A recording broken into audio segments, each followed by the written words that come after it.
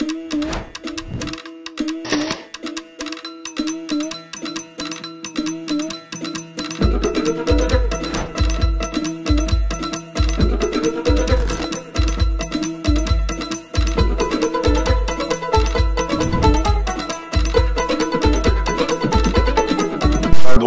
আমরা রঘু ডাকাত প্ল্যানিং করেছিলাম, 21 থেকে আজকে 2025-এ ফাইনালি আজকে মুহূর্ত হলো।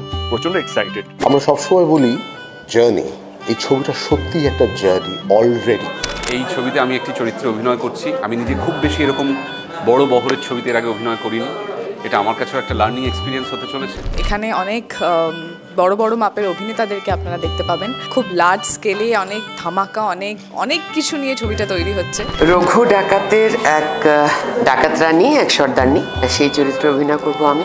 মা সরস্বতী পুজোর দিনে শুভ উদ্বোধন খুবই আনন্দের হলো। সো ডেফিনেটলি এরকম একটা স্কেলের ছবি বা এরকম একটা স্কেপের ছবি আমাদের এখানে আমরা অনেক কম করার সুযোগ পাই। সো আশা করি পুজোতে আমরা একটা খুব ভালো একটা বাংলা সিনেমা আপনাদেরকে সবাইকে দিতে পারবো।